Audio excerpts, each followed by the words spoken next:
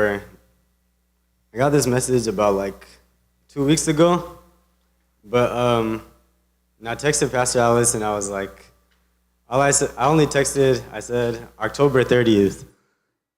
And I didn't say anything else after that. I just put October 30th. And then she texted me back the next day and she was like, why didn't I see you on Sunday? And then I was like, okay. And I was like, I wasn't able to come. But, and then she told me I couldn't preach on the 30th because that's when Pastor Jacob would be back. But she said to come November and do it. And I was like, I can't do that in November. Like, this message is, it's too good to wait that long. It's like, you know, when you get like some new food and like it's right hot, you want to eat it right away. It's not the same when you put it in the microwave and you eat it there. But so after getting that all out of the way, this message is called, what is your attention drawn to? And then I'll come to the second part after. But we're going to go to Matthew 14:22.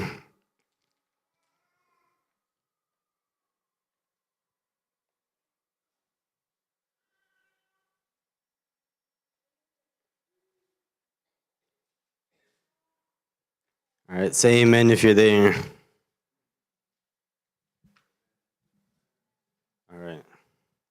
So Matthew 22, it says, immediately Jesus made his disciples get into the boat and go before him to the other side. Actually,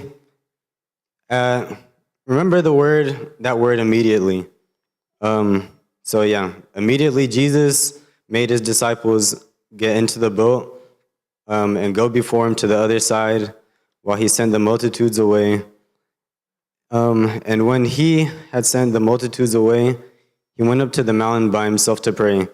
So right now he's not there with his disciples right now. So now when the evening came, he was alone there, but the boat was now in the middle of the sea, tossed by the waves, for the wind was contrary. Now in the fourth watch is from around 3 a.m. to 6 a.m.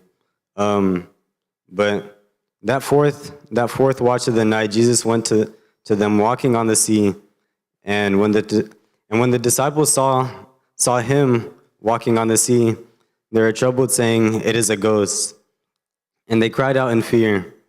But immediately Jesus spoke to them, saying, "Be of good cheer, it is I. Do not be afraid." And Peter answered him and said, "Lord, if it is you, command me to come to you on the water." So he said, "Come."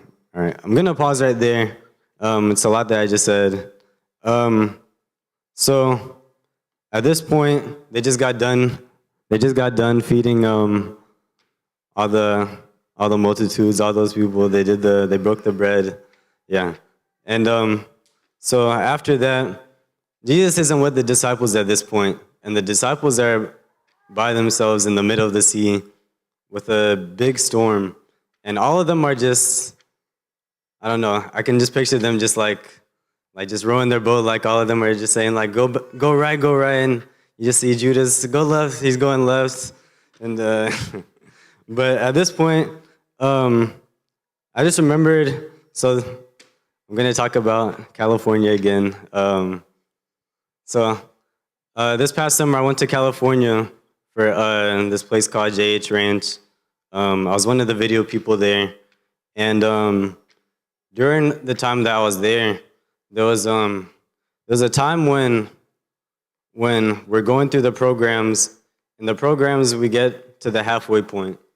And at the halfway point, the director of operations, we have a big meeting with the crew, and he says at this point, everyone usually they decide to CYOP, and CYOP is like creating your own program, which is something that you shouldn't do.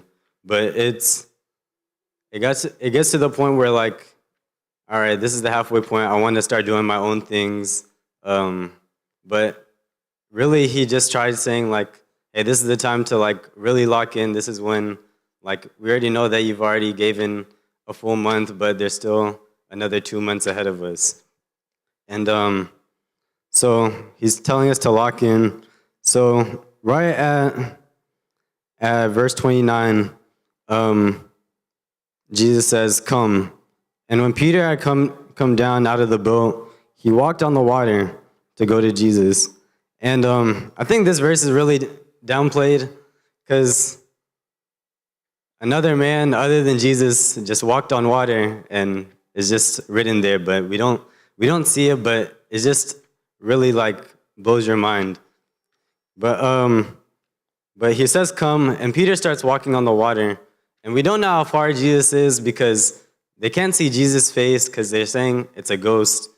And so we see Peter's walking. Remind you, there's waves going on. There's still waves. There's a storm going on. And Peter really has to lock in. So yeah, the other side is called, of this message, lock in. And so when Peter was walking towards the water, and he saw that the wind was boisterous, and he was afraid, and he began to sink, and he cried out, saying, "Lord, save me." And so it wasn't anything like big that just took his attention away. It was just the wind that got to his mind. And the devil only works in one way. He just puts things in your mind. And so once he saw the wind, where is it? He began to sink, and it's not like Jesus was like right there, like right next to him. Like it's not like Peter was like right there next to him for like Jesus to like run all the way over there and like go save him. But it was immediately Jesus stretched out his hand and caught him, and said to him, "Oh, you of little faith, why did you doubt?" And so at that point, that's when they all got into the boat and the wind ceased. And then those who were in the boat came and worshipped him, saying, "Truly, you are the Son of God." And I think this is where we get kind of caught up in different areas, because it was only Peter that walked on the water. But when Peter asked him for him to command him to come, he said, "Come," but he didn't say, "Come, Peter." So all the disciples really could have just came onto the water and started walking on the water. But Peter was the only one that was bold enough to walk out there. And so the problem, or not the problem really, but the only thing I see that was different is they waited until the wind ceased, until they went into the boat, and then that's when they worshiped him. And I think that's where even like me, I'll even have like, there's like times where we wait till the wind ceases, and then that same storm can keep coming back, and like it's still good to worship him, but it's just that point of where they waited until he came into the boat, and then they worshiped him. So the disciples were still scared in the boat.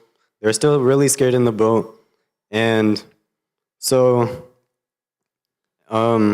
this wind that distracted Peter when he was walking, this wind can represent a lot of things. This wind can represent just random things, like maybe it's a new job that's like that God didn't tell you to get, but you got anyways, because of the money. Or maybe it's a new car that you're supposed to give to somebody, and you're like, "No, this is a really good car. I need to keep it." It's just anything that you think can be that wind to distract you. That's what the wind represents. And so we're getting back to the boat. So they get in the boat, and they say, "Truly, you are the Son of God." And so when they crossed over, and they came to the land of Gennesaret. And when the men of the place recognized him, or Jesus, they sent out into all the surrounding region, brought to him all who were sick, and begged him that they may only touch. Sorry.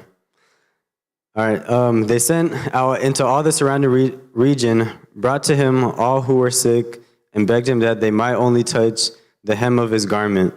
And as many as touched it were made perfectly well. And so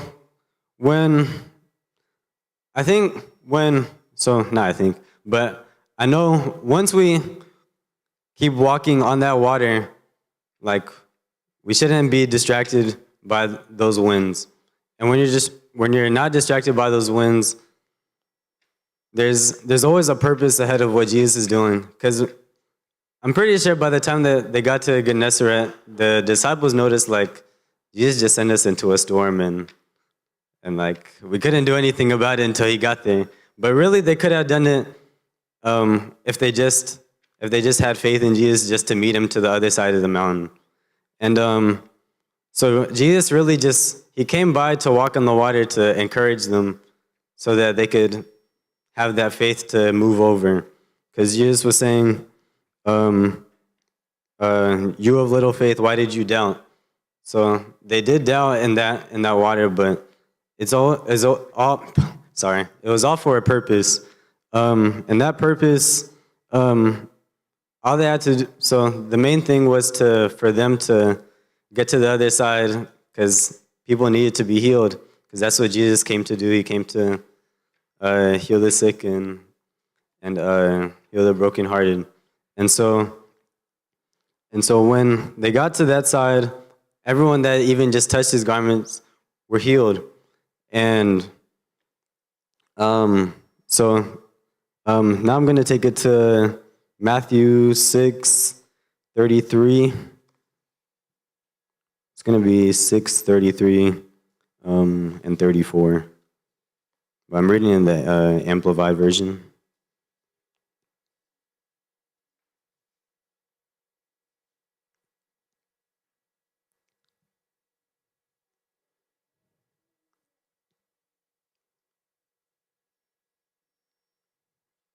All right. And in verse 33, it says, "But first and most importantly seek and aim at, strive after his kingdom and his righteousness, his way of doing and being right, the attitude and character of God, and all these things will be given to you also. So do not worry about tomorrow, for tomorrow will worry about itself. Each day has enough trouble of its own." So really, when they're walking on that, or when they're in the middle of that sea, Jesus sees them over the mountain. He's looking over the mountain, and he sees them struggling. And when he says come, he's trying to tell them to come towards him, so that they don't have to worry about what's going on in that moment. That there's already enough trouble throughout the whole day. They've been in that storm for whoever knows how long, because 3 to 6 that's 3 hours in the middle of the storm. And so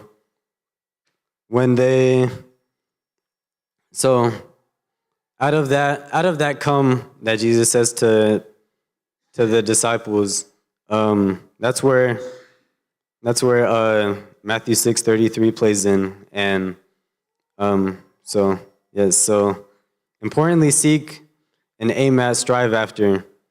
And that's what we need to do. Sorry, I'm kind of reiterating, but it needs to be said more than once. But that's where immediately comes from, because immediately that's what we need to do. Like, we shouldn't turn our head to the side. We shouldn't be looking over to see what other people are doing, or what our coworkers are doing, or what our friends are doing. We just should stay focused on what's ahead of us, and whatever is ahead of us is what's going to lead us into that place of where Jesus needs to take us to. Um, that's really, yeah, that's really all I had today. Um, yeah, that's really all I had today. I felt like I kind of rushed it, but I think y'all got the message. So keep your attention towards Jesus. Lock in when he says to lock in, and come when he says to come, and just listen and obey. Thank you.